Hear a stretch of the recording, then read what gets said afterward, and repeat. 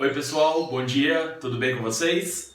Bom, vamos trabalhar? Olha, preparei uma aula de atualidades hoje que nem é tanto atualidade, é mais informativo, é mais uma informação que vai contribuir para que vocês entendam o que está acontecendo nesse cenário que nós estamos vivendo, que é o cenário de uma pandemia mundial e que influencia diretamente no nosso cotidiano. Tanto é que eu não posso estar com vocês e estou enviando essas aulas gravadas. Primeiro vamos dar um bom dia para os nossos amigos, Casal Coelho. Estou esperando que vocês compartilhem conosco os nomes para a gente batizá-los e ter como a gente conversar com eles tratando-os pelos nomes. Então, que vocês possam postar aí nos comentários o que vocês propõem para que eu possa chamar o senhor Coelho, a senhora Coelho e o seu filhinho, tá joia?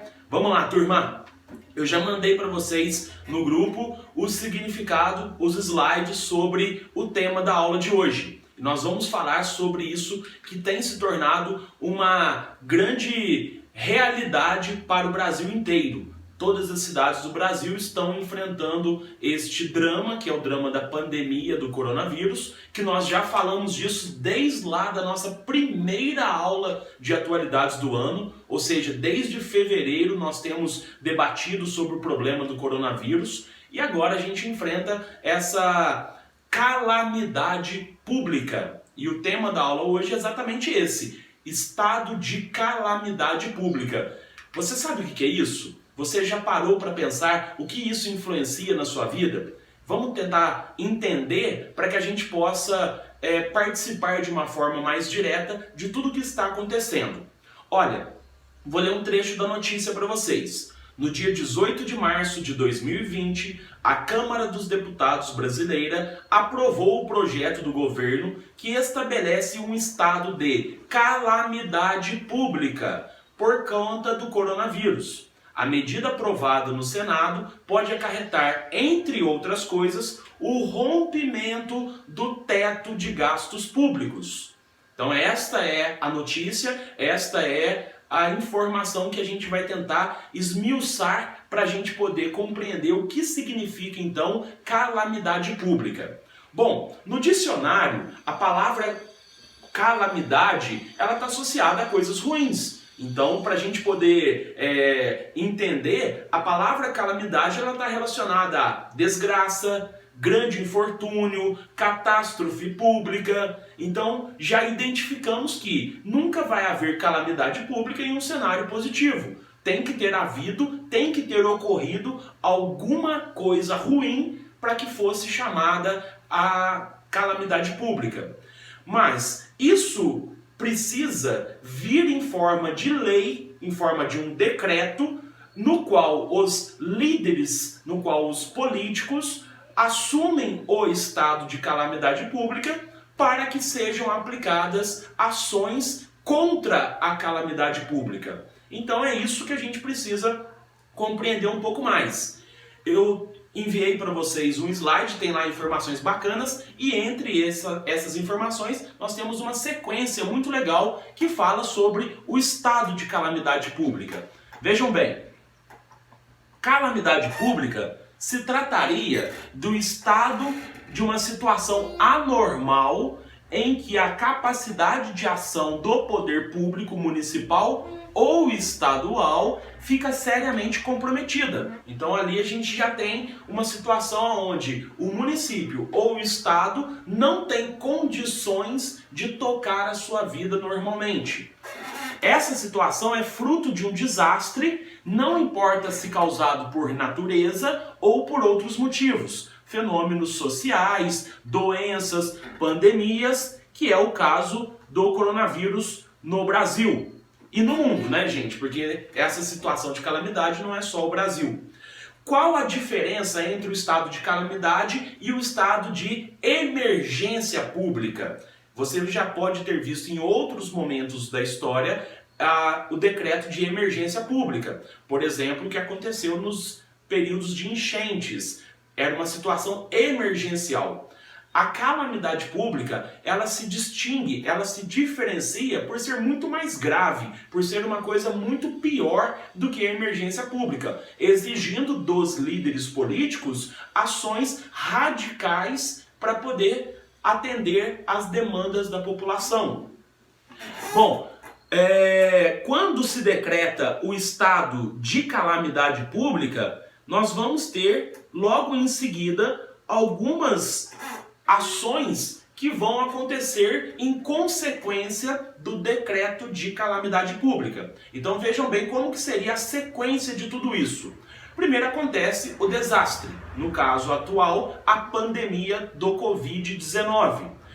A partir dos efeitos, a partir das consequências desse desastre, o ente público, o Estado ou o município decretam estado de calamidade. Em seguida, o governo federal vai aceitar ou não aquilo que o Estado e o município decretaram como calamidade pública. A partir do momento que o governo federal aceita aquela situação de calamidade pública, passa a se tomar ações práticas sobre este problema. Por exemplo, o governo federal pode enviar recursos para atender a cidade ou o município. Também pode acontecer desse governo abrir mão de receber dívidas dos municípios, dívidas dos estados. Os estados e os municípios podem agir de forma a não precisar passar pela mesma burocracia, por exemplo, processos de licitação, processos de compra de mercadorias. Tudo isso pode ocorrer de uma forma mais livre para que as cidades e os municípios resolvam o problema de uma forma mais objetiva, mais rápida, para não deixar a população sofrer os efeitos dessa calamidade pública. No caso, o governo federal, ele pode enviar recursos, liberar recursos para as cidades e os estados. Ele pode também enviar ajuda da defesa civil e militar, então ela poderia mandar, por exemplo, o exército, a marinha e a aeronáutica trabalhar nas cidades, nos estados para ajudar as demandas, bem como também pode enviar ajudas de emergência, kits de testes, por exemplo, ela poderia estar enviando álcool em gel para todas as cidades, ele poderia estar enviando recursos para socorrer as cidades e os estados. Já no caso dos estados, ele poderia abrir mão de receber dívidas. Por exemplo, o estado pode abrir mão de receber o pagamento da conta de luz, já que a empresa de luz é uma empresa do estado.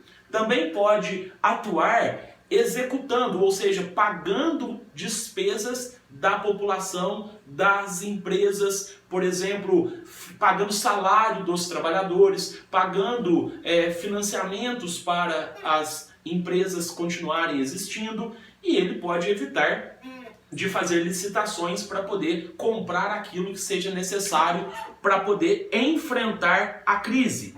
E nós, população, o que nós podemos fazer? O que nós temos para poder buscar socorro nessa situação? Se você é um cidadão trabalhador que tem carteira assinada, você pode recorrer ao resgate do seu Fundo de Garantia de Tempo de Serviço, o chamado FGTS. Então, nessa situação de calamidade pública, todos nós, cidadãos, podemos ir até o banco e exigir o recebimento do FGTS para a gente poder sobreviver a esse período de calamidade pública.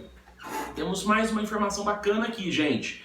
Eu queria falar com vocês sobre quem é o responsável por acionar a situação de calamidade pública. Nunca será o governo federal, sempre vai ser o estado ou o município, porque eles podem recorrer ao ente federal, ao poder federal, para poder salvá-los nessa situação. O que o ente federal pode fazer?